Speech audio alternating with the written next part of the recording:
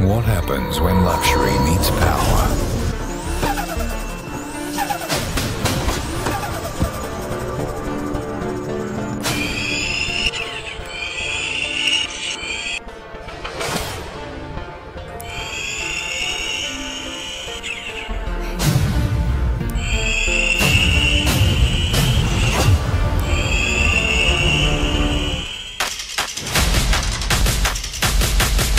Halo, salam kenal buat 202 di seluruh Indonesia. Nama saya Dendi, nomor member 118.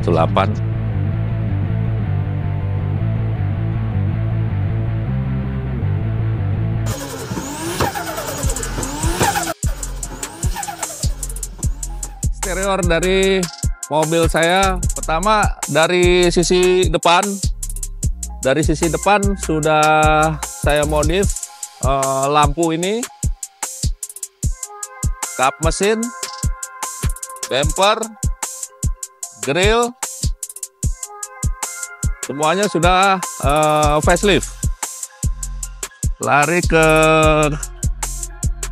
velg saya menggunakan AMG Style 4, di mana ringnya 18 dengan spesifikasi lebarnya 8,5 di depan dan 9,5 di belakang. Ditambah dengan big brake, saya menggunakan AMG dengan 6 port. Skid saya sudah ganti juga dengan tipe facelift.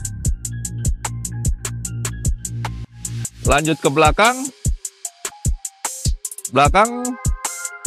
dengan menggunakan ban yang profilnya tebal.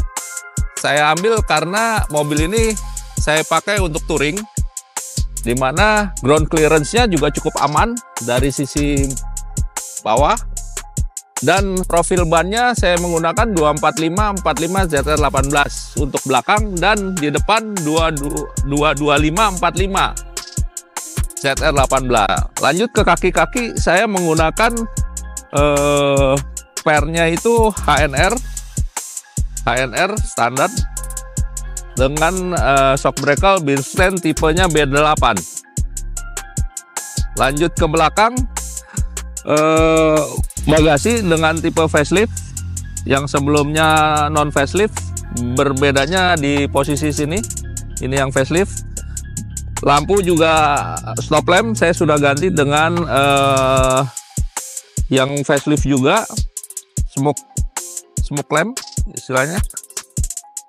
Bumper saya juga menggunakan yang facelift, ditambah tailpipe AMG, dan knalpotnya ini saya pakai C43 original. Mufflernya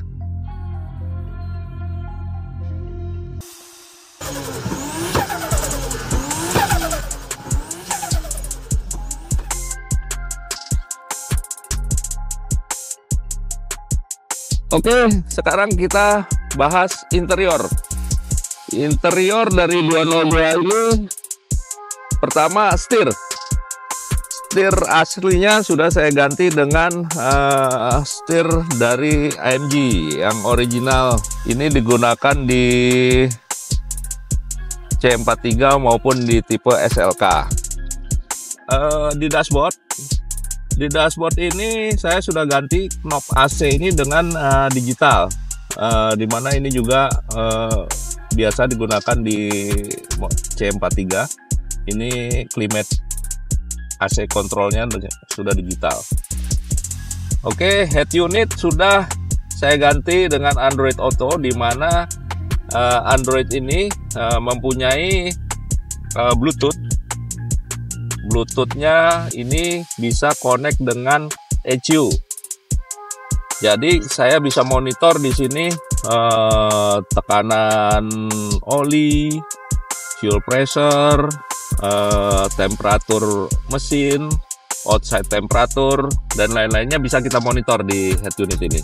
Setelah head unit, saya menggunakan karena mobil ini untuk touring, menggunakan rig dengan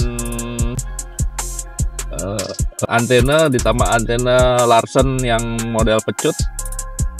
Setelah kita bahas interior dan eksterior, terakhir kita bahas mesin. Ini yang menjadi menarik untuk kita bahas.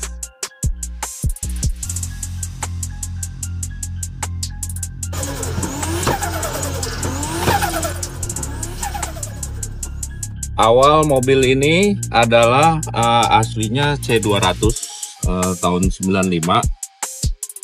di mana tipenya klasik dan transmisinya otomatis.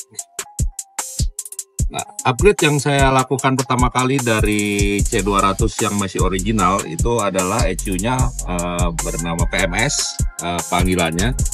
Saya ganti dengan HFM awalnya, dan itu sekarang ini sudah saya ganti juga, dan sudah tidak ada HFM-nya. Yang ada cuman modul-modul dari ECU yang terbaru.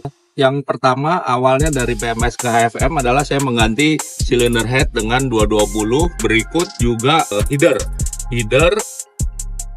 421, dan posisinya dengan racikan tersebut HFM, header dan cylinder head 220 kita sudah pergi touring sampai Medan, Sumatera Utara, dan itu kondisinya baik sekali.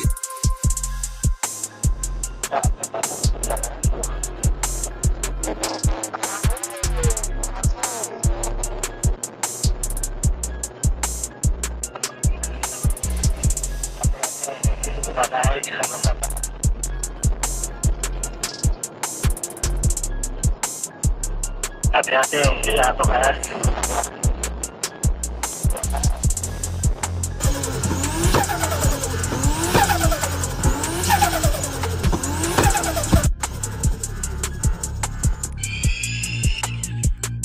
Setelah pulang dari Medan, saya mengupdate kembali di tahun 2019 itu dengan menambahkan turbo di mobil saya ini. Turbo tersebut saya pasangkan dengan kondisi mesin yang sudah low kompresi. Low kompresi berikut mesinnya itu adalah 230 kompresor, di mana turbonya itu adalah turbo milik Fortuner yang disebut juga yang terkenal dengan nama turbo VNT. Turbo tersebut saat ini dapat menghasilkan boost dengan nilai 0,8 bar. Seluruh pipa-pipa yang saya gunakan di dalam modifikasi ini semuanya adalah custom. Spesifikasi pipa tersebut adalah stainless steel, mulai dari header sampai ke intercooler. Ditambah adanya blow off dengan merek HKS dan sampai intercooler di bawah.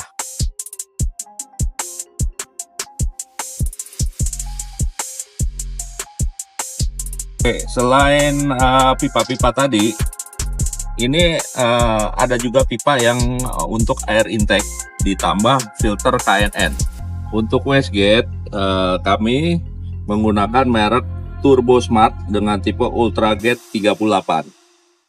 Untuk injektor saya menggunakan injektor dari C36 ditambah kabel busi tipe performance. Ini adalah fuel pump regulator tambahan modifikasi, di mana fuel pumpnya saya masih menggunakan fuel pump standar dan dimodifikasi seperti ini. ECU yang saya gunakan adalah Mega Squirt ditambah spare. Jadi ini ECU-nya ada spare-nya untuk kehandalan pada saat kita touring. Untuk menghindari hal-hal yang kita tidak inginkan, maka di salah satu modul ECU saya mendapatkan satu buah modul spare. Jadi jika ini modul dipasang di daerah engine bay, di mana posisinya sangat panas di sana. Jadi kalau dia trouble, jadi saya tinggal mengganti ini aja untuk agar kita bisa melanjutkan touring kita. Lampu kuning tersebut adalah indikasi untuk pressure pump, fuel pressure pump, dimana kalau lampu tersebut mati, artinya pressure fuel pump saya bermasalah. Agar turbo kita lebih awet, maka kita harus menggunakan turbo timer, dimana saya set waktunya 30 detik. Jadi setelah saya off kunci kontak, kemudian 30 detik baru engine-nya off. Ini adalah boost meter, di mana setting mobil ini adalah 0,8 bar. Jadi kalau kita gas, dia di 0,8 bar dia baru hidup turbonya. Dan di sampingnya adalah fuel pressure untuk monitoring. Jika kalau di angka lebih rendah dari 2, itu kita harus cek fuel pump kita apakah masih bekerja dengan baik atau tidak. Ini salah satu monitoringnya.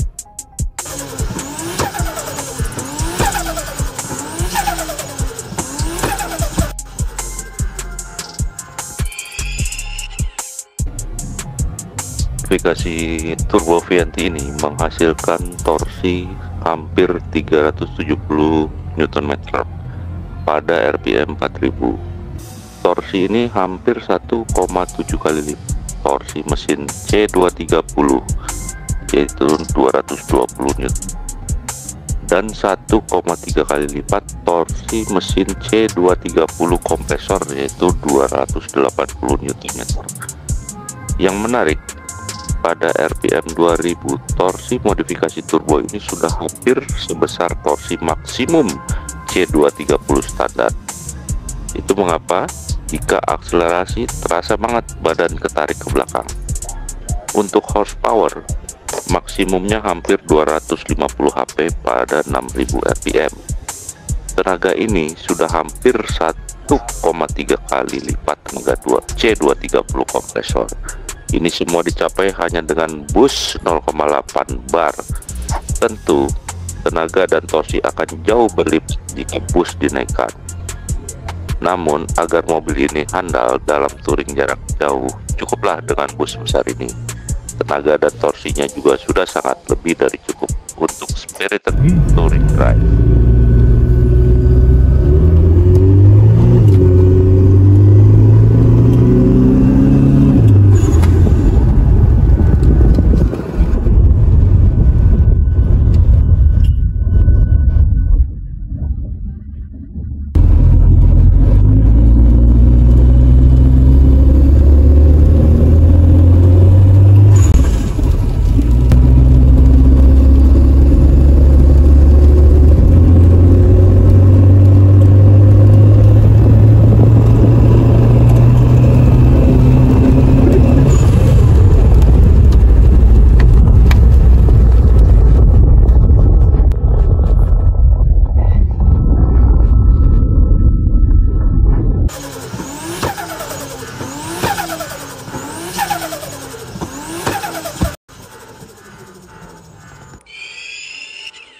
Nah, setelah modifikasi itu saya tes lagi apakah mobil tersebut masih tetap mempunyai reliability yang baik.